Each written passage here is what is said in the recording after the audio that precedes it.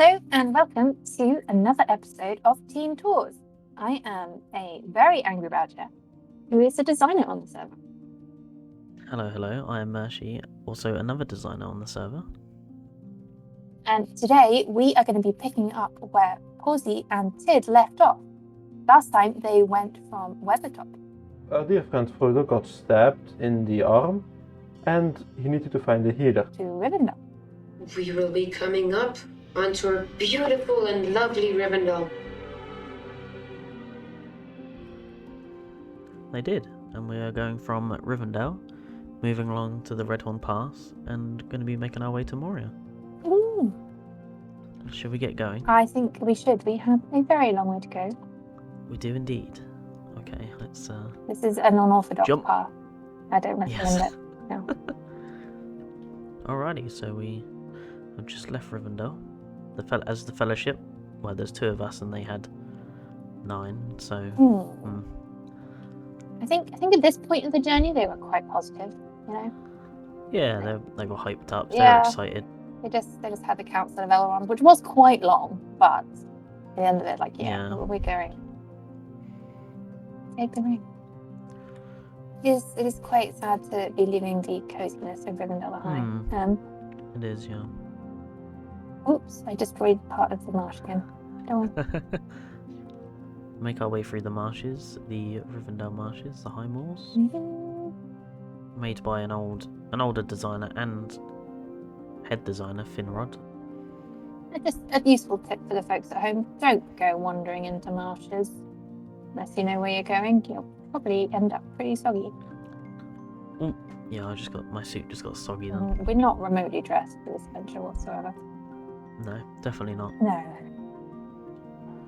Alrighty, it's quite the way to the Redhorn Gate, so enjoy this lovely little time lapse we'll give you. Let's go.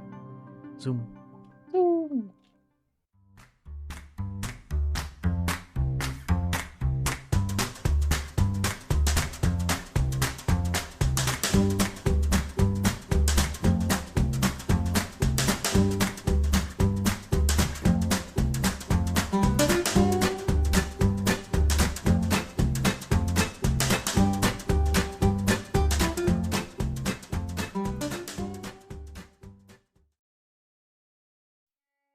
And now we are following the path that leads to the Redhorn Gate, which is the pass over the mountain that the Fellowship are hoping to take.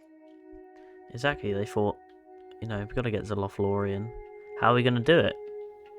Let's go over the mountain. Gandalf knew a little shortcut. But as we're soon to find out, not everything went to plan. Oh no, I just destroyed half the mountain. It's the problem with using a trackpad. I haven't got any middle buttons, so I can't repair it.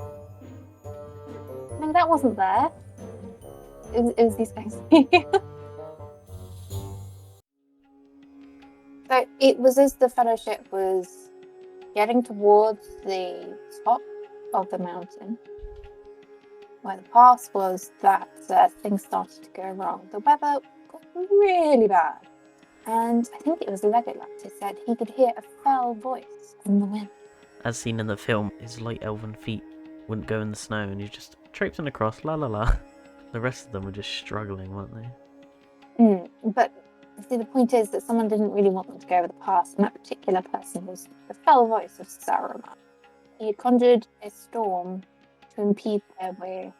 If they had continued, I think surely they would have been buried. And then ye old Gimli, as they were about to get pretty much crushed by snow, was like, hey, let's go through Moria instead, why not? I've got family there, we'll be greeted with open arms, let's go this way instead.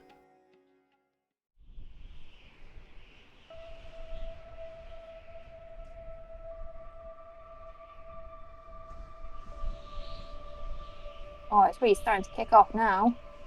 I don't see anything. I see some snow now. Oh. The blizzard has arrived. Oh. Oh. Oh. Come on, push. Oh. Come on. Go. Oh, no, I'm sorry. I don't think we can go over the mountain. No? But wait. We can't go over the mountain. We must go under it. Through the mines of Moria. To Moria we shall go.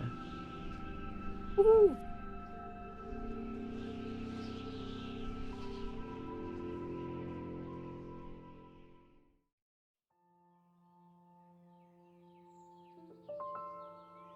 So it's quite fun to imagine the Fellowship approaching this hill and being like, whoa, quite a sight.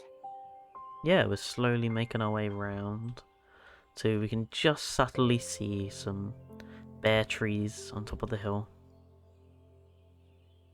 It wasn't originally named Warg Hill. It got that name from the events that came to pass. It was at this point in their journey that they realized they were being followed. And as they came to this hill, they decided to make a fire here as night fell. In the darkness, they could hear howling of wargs and orcs and all manner of foul creatures. I'm afraid this hill did not give them the refuge they needed. As they huddled round the fire here, they were surrounded and soon came under attack. So we have a little campfire area up here. It's where the Fellowship spend the evening. Yep, we see the remnants of their... They probably had a few sausages, to be honest. You know what the Probably hobbits are at least a like. few sausages before the wargs Yeah. got here. And then it all kicked off. And being completely surrounded, Gandalf came up with the idea to set everything on fire and scare the water. Yeah, he's not really the eco freak you think Gandalf would be. He decided to set the hill on fire. No. It's a bit of a Yeah. pyromaniac, but hey, it worked and allowed them to make their He escape did, yeah. onwards to Moria. And that is where we shall go next. Onwards. Mind you, at this point, Gimli still believed that he would be welcomed with open arms by his relatives, who he thought were happily residing in Moria. Feasting, mining, all the other things that dwarven folk like to do. He thought he was going to have a well good time going back. And I feel sad for Gimli, to be honest. Gandalf knew this whole time. That's why he didn't want to go to Moria in the first place, where he thought it was safer to go over the mountain. This is really a last resort for the Fellowship, and we'll soon find out why.